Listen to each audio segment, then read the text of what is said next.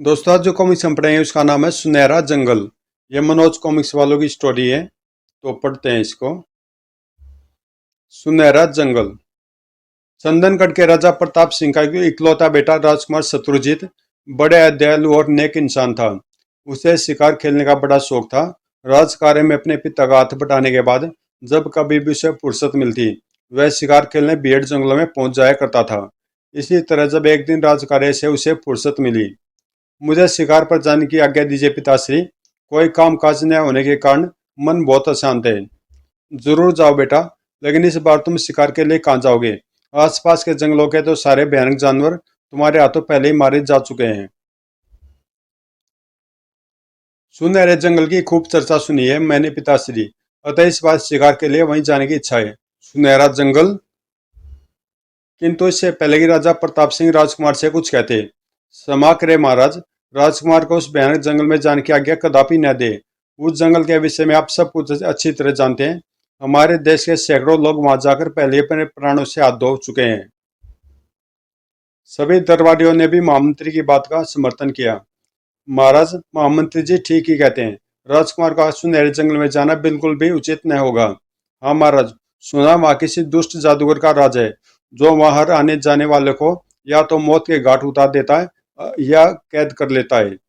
सुनने में यह भी आया महाराज कि वहाँ के वन जीव आदि सभी उस जादूगर के गुलाम है। वे किसी को भी वहां फटकने नहीं देते। आप सब ठीक ही कहते हैं बेटे। मैं तुम्हें उस खतरनाक और रहस्यमयी वन में जाने की इजाजत हरगिज नहीं दे सकता। अच्छा यही होगा कि तुम स्वयं भी उस जंगल में जाने का इरादा त्याग दो। लेकिन पिताश्री, मुझे उन अफवाहों का जरा भी विश्वास नहीं। आप अच्छी तरह जानते हैं कि मैं सुनहरे जंगल से भी अधिक खतरनाक और भयानक जंगले में शिकार करने जा चुका हूँ। कृपया मुझे मत रोकिए।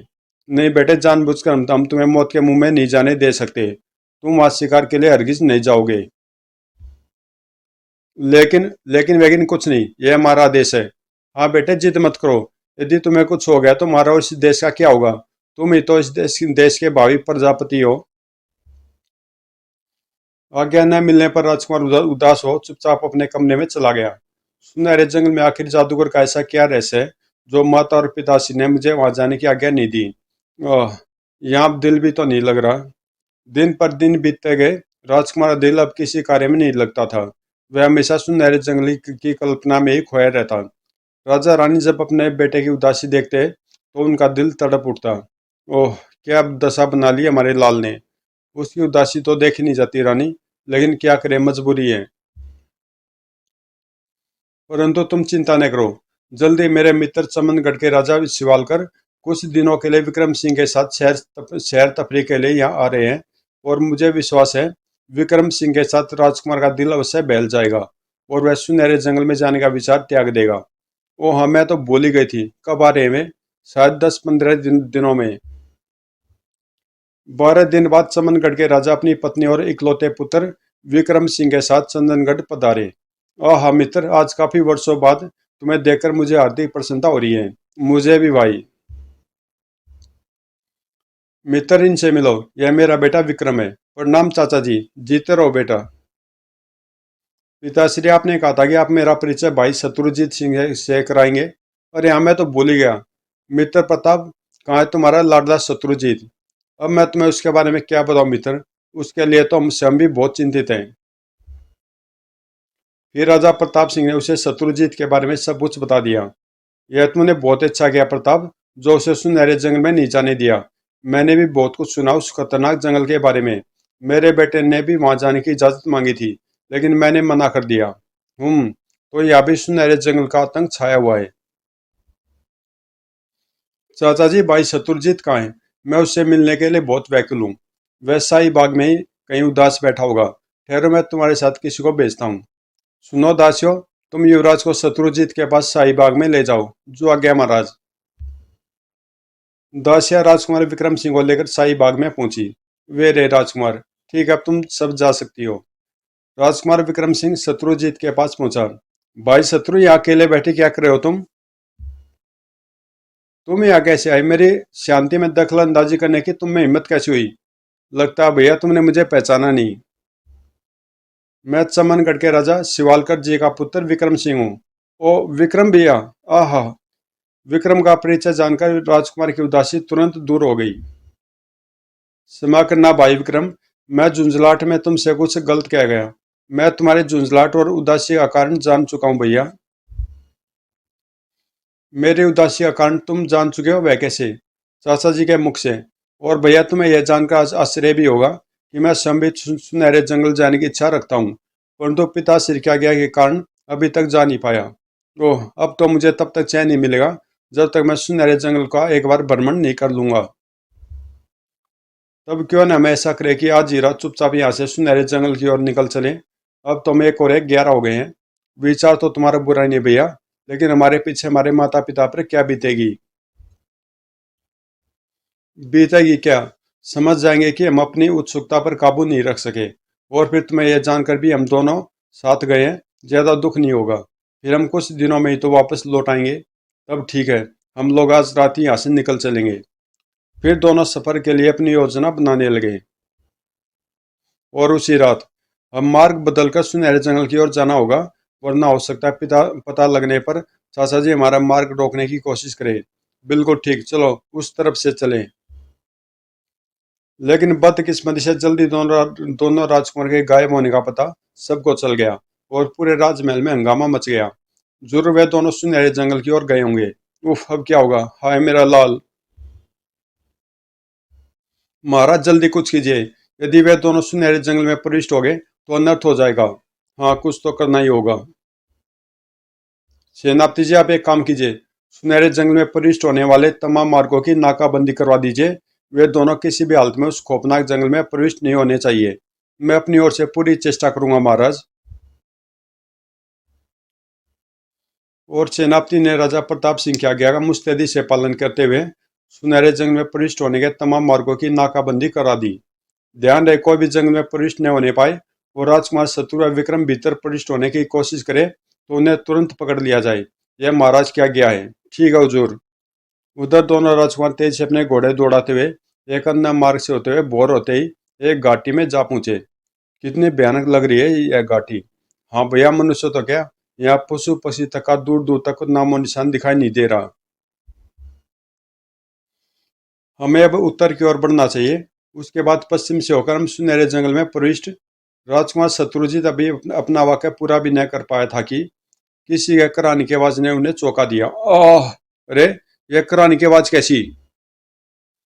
मदद करो, कोई मुसीबत में मालूम पड़ता है। हाँ, आवाज उस पहाड़ की ओर से आ रही है, चलो चलकर देखते हैं। दोनों अपने अपने घोड़े सर पर दौड़ाते हुए उस ऊंचे पहाड़ के पास पहुंचे।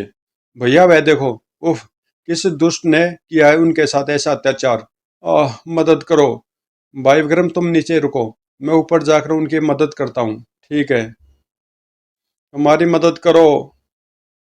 परंतु शत्रुजीत अभी पहाड़ पर कुछ ही ऊपर चढ़ा था कि ओह, यह भयानक राक्षस कहाँ से आ मरा। दूसरे क्षण भड़ौक। यदि एक भी पत्थर ऊपर आ गिरा तो बचना असंभव है, परंतु उस दुष्ट से निपटने के लिए ऊपर पहुंचना भी जरूरी है। किसी तरह राक्षस द्वारा फेंके जा रहे भारी पत्थरों से बचते बचाता शत्रुजीत संभल कर ऊपर चढ़ने लगा। हे ईश्वर, शत्रुजीत की मदद करना। राजकुमार शत्रुजीत अथक परिश्रम के पश्चात आखिरकार पहाड़ की चोटी पर पहुंचने में सफल हो ही गया। हा हा हा, तुम दोनों भी नहीं बचोगे। मैं तुम्हें भी मारकर खा जाऊंगा। परंतु राजकुमार शत्रुजीत ने बिना भयभीत हुए एक झटके के साथ म्यान से तलवार खींच ली। दुष्ट, मुझे खाने के लिए पहले अपने दांत संभाल। और कहने के साथ ही आई खचौक, वो मारा। शाबाश भैया। राक्षस अभी अपनी पीड़ा पर काबू भी नहीं कर पाया था कि ओए, हाय मेरी आंख। एक हाथ के कटने और आंख के फूटने से राक्षस क्रोध से पागल और राजकुमार को पकड़ने के लिए इधर उधर हाथ पैर मारने लगा। अरे मूर्ख इंसान, अब मैं तुझे जिंदा नहीं छोड़ूंगा। चट्टानों की चोट से बचने के लिए शत्रुजीत एक स्थान पर छुप गया।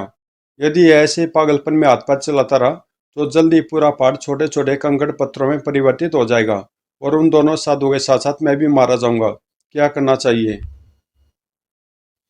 तभी सहसा एक युक्ति उसके मस्तिष्क में आई और अगले पल वह पत्थरों की चोट से अपने आप को बचाता हुआ पहाड़ के अंतिम छोर पर पहुंच गया, जहां से धरती की दूरी सैकड़ों फुट थी। फिर वह जोर से चिल्लाकर बोला, अरे अंधे मूर्ख राक्षस, वहां क्या हाथ पैर चला रहा है? यदि साहस है तो अपने बाईं ओर आगे बढ़, मैं यहाँ हूं।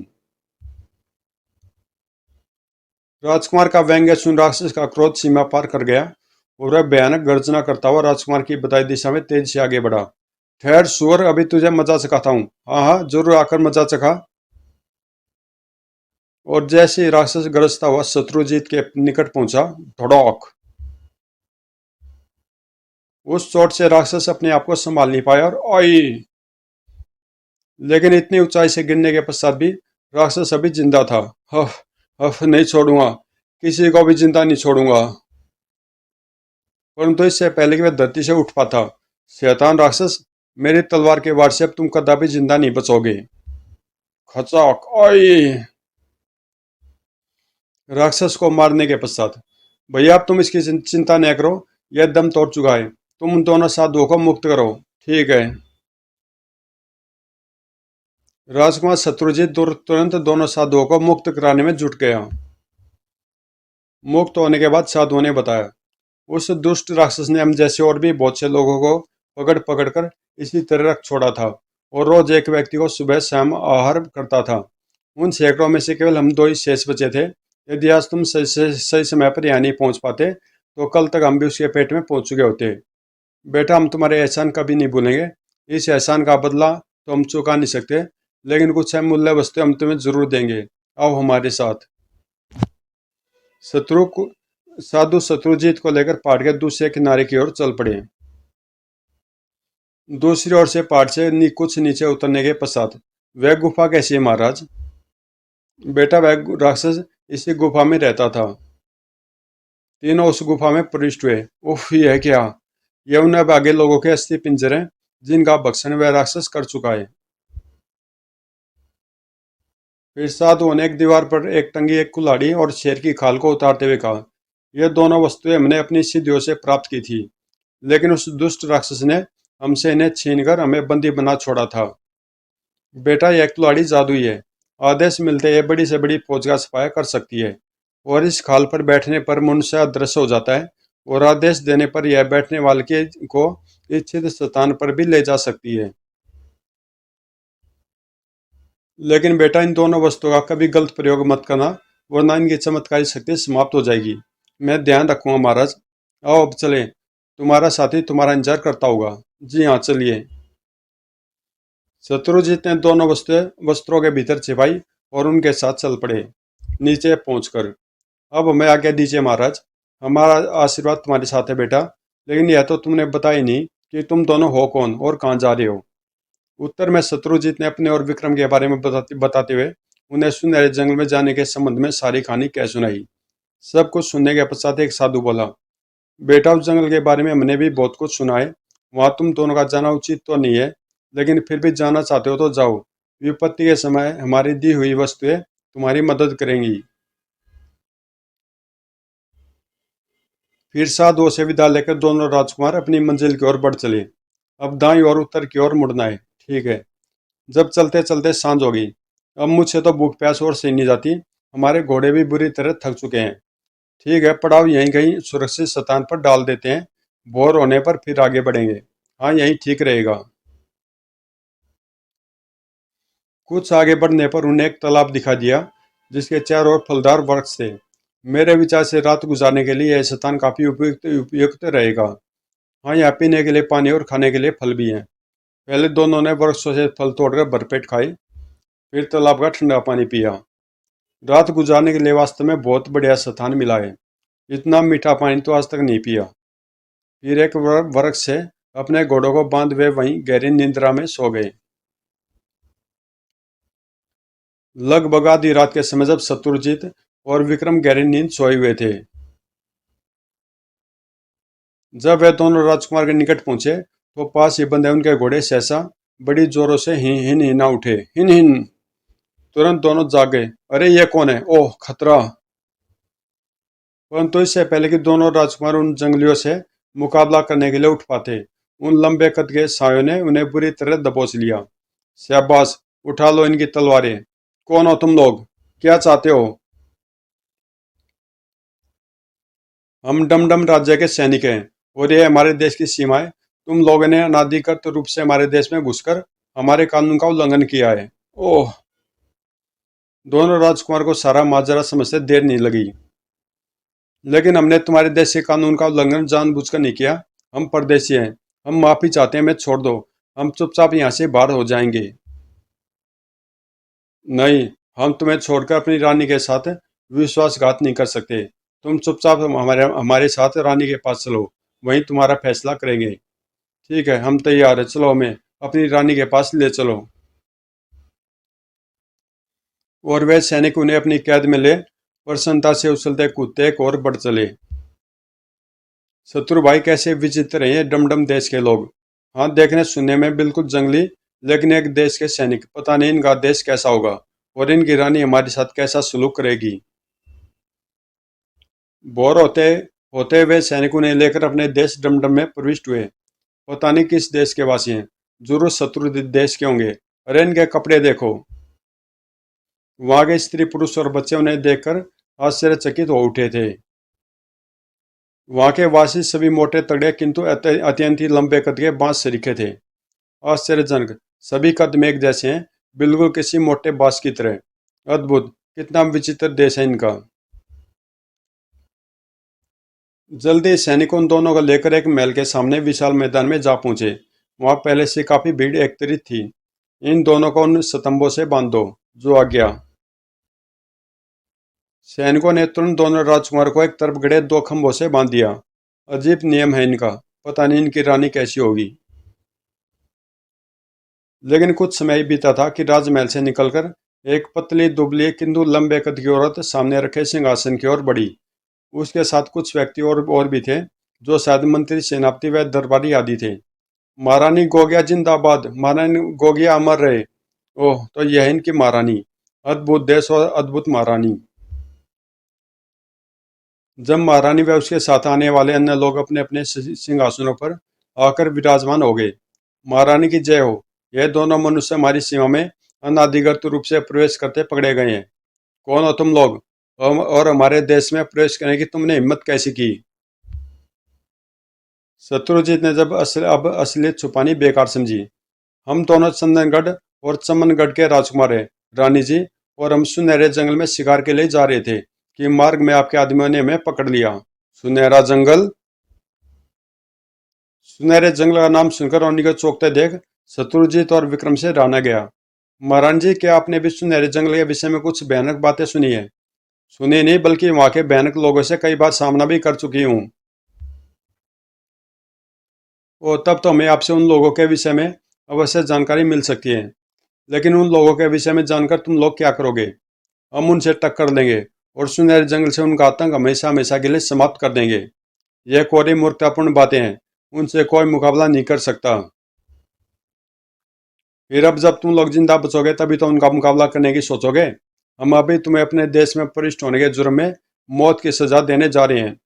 यह हमारे प्रति अन्याय होगा महारानी जी। फिर हमें मारने के बजाय यदि आप हमें जीवनदान दे दे तो आपको हमसे फायदा ही होगा। तुम्हारी बात का क्या भरोसा? हो सकता तुम भी उन्हीं के कोई भेदिए हो। हम पर विश्वास कीजिए महारानी, हमसे आपको किसी प्रकार धोखा नहीं होगा। ओह!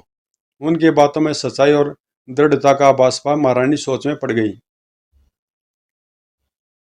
लेकिन इससे पहले कि वह उनके पक्ष अथवा विपक्ष में कोई फैसला सुना पाती, भागो भागो, दुश्मन ने आक्रमण कर दिया। उस शोर शराबे और भगदड़ में महारानी भी भयभीत हो उठी। ओह, फिर आ गई मुसीबत। रे, दुश्मन के आक्रमण से डरकर भाग क्यों रहे हैं? जरूर दुश्मन अत्यधिक शक्तिशाली होगा। तभी रानी उनके पास पहुंची। जाओ, यदि अपनी जान पे तो है तो तुरंत यहाँ से भाग जाओ। सुनहरे जंगले वही भयानक लोग जिनका अभी अभी जिक्र हुआ था यहाँ आ पहुंचे हैं। रानी उन दोनों को याद कर अपने महल की ओर दौड़ पड़ी और अपने महल में जाकर छिप गई। देखते देखते वह विशाल मैदान जन शून्य हो गया। केवल शत्रुजीत और विक्रम ही वहां खड़े थे। क्या विचार है भैया, निकल चले, मौका अच्छा है। मेरे दिमाग में एक विचार आया है। यदि आने वाले लोग वास्तव में सुनहरे जंगल से संबंधित है तो मैं उनसे मुकाबला करना चाहिए। लेकिन यदि वे लोग वास्तव में शक्तिशाली और भयानक हुए तुम नियत थे, उनसे किस प्रकार मुकाबला करेंगे। हमारी तलवारें तो पहले ही इस देश के सैनिकों ने अपने कब्जे में कर ली है। तब शत्रुजीत ने कपड़ों में छिपाई जादुई कुल्हाड़ी व खाल निकाली।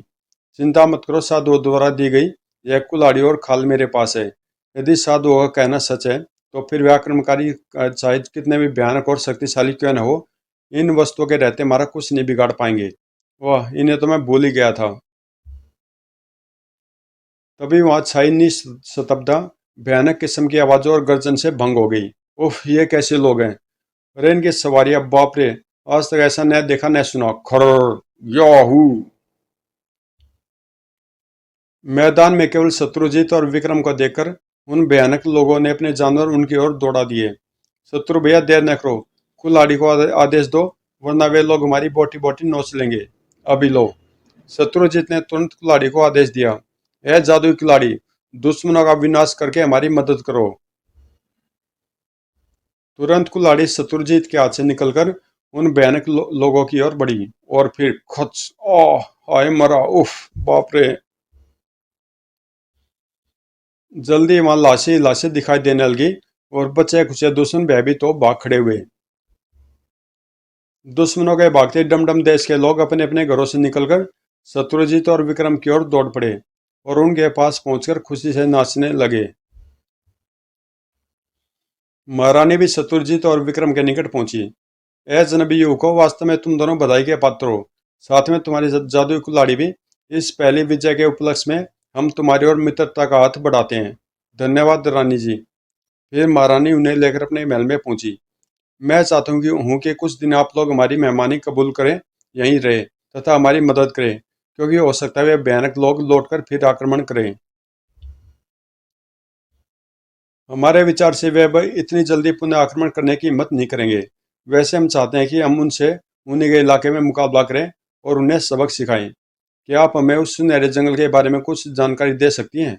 अवश्य। वे सब लोग राजा गोलुक के सैनिक थे और जादूगर गोलुक सुनहरे जंगल के दूसरी ओर खौफनाक महल में रहता है, लेकिन उससे मुकाबला करना अति कठिन है। जब तक हमारे पास जादुई कुल्हाड़ी है, हमारे लिए कोई काम मुश्किल नहीं है। वह तो ठीक है, लेकिन उसकी जादुई शक्ति बहुत ज्यादा है। यही नहीं, बल्कि उसके पास तरह तरह की विशाल सेनाएं भी हैं। आप चिंता न करें। हाँ, यह और बताइए कि वह आपके देश पर किस लिए आक्रमण करता है। उसे अपने अंदर बख्शी सैनिकों और जानवरों के लिए इंसानों की आवश्यकता पड़ती है। इसलिए वह आसपास के देशों पर जरूरत पड़ने पर आक्रमण कर इंसानों को जबरदस्ती उठवा लेता है। फिर जादूगर गोलुक स्वयं भी एक नर बख्शी इंसान है। उसे इंसानों का मांस व रक्त बहुत प्रिय है। ओह, तो यह बात है। सारी जानकारी हासिल करने के पश्चात दोनों राजकुमारों ने महारानी से विदा ली और सुनहरे जंगल की ओर चल पड़े। महारानी ने उनकी तलवारें भी उन्हें लौटा दी थी। इधर जंगल पार खौफनाक महल था जिसमें जादूगर गोलुक रहता था। जादूगर गोलुक को उसके आदमियों ने लौटकर डमडम देश में जो उनके साथ बीती थी सारी आप बीती कह सुनाई। और स्वामी, हमारी फौज उन दोनों नौजवानों की उस जादुई खिलाड़ी का मुकाबला नहीं कर सकी और हमें प्राण बचाकर मजबूरन भागना पड़ा। इस युद्ध में हमारे बहुत से सैनिक मारे गए। और उनकी यह हिम्मत। कौन थे वे दोनों, कुछ पता चला। पता चला कि वे दोनों चंदनगढ़ और चमनगढ़ के राजकुमार हैं और वे सुनहरे जंगल का रहस्य जानने के लिए ही यहाँ आ रहे हैं।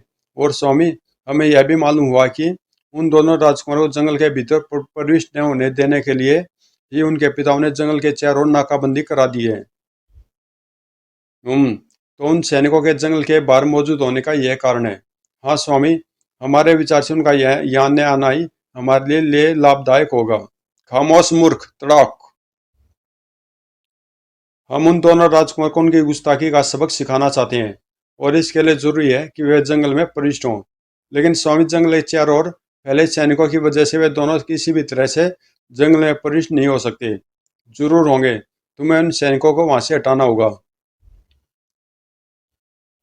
जाओ, इसी समय जाकर तुरंत उन पर आक्रमण करो और अपनी सेना व जानवरों के लिए जितने भोजन का प्रबंध हो सके करो। जो आज्ञा स्वामी। ध्यान रहे, एक भी सैनिक अब जंगल के आसपास नहीं होना चाहिए। ऐसा ही होगा स्वामी। उधर जंगल के बाहर। हुजूर, आज पूरे 2 दिन हो गए, लेकिन राजकुमार का तो कुछ भी पता नहीं चला। कहीं ऐसा तो नहीं वे वास्तव में कहीं और चले गए हों। अभी विश्वास के साथ कुछ नहीं कहा जा सकता। हमें कुछ दिन और यहाँ की निगरानी रखनी होगी। हो सकता है राजकुमार को यहाँ पर हमारी मौजूदगी का पता चल गया हो और इसलिए वे यहाँ ना आकर हमारे यहाँ से हटने का इंतजार कर रहे हो। हाँ हुजूर, हो सकता है। तभी हुजूर, वह देखिए। उफ, अरे बाप रे! वे लोग शायद हम पर आक्रमण करने के लिए आ रहे हैं। तैयार हो जाओ और खतरे का बिगुल भी बजा दो। जो आ गया। क्या जादूगर गोलू को अपने उद्देश्य में सफल हो सका? सुनहरे जंगल का क्या रहस्य था? क्या राजकुमार शत्रुजीत और विक्रम सुनहरे जंगल में पहुंच गए? जादूगर गोलू के खौफनाक महल की क्या विशेषता थी?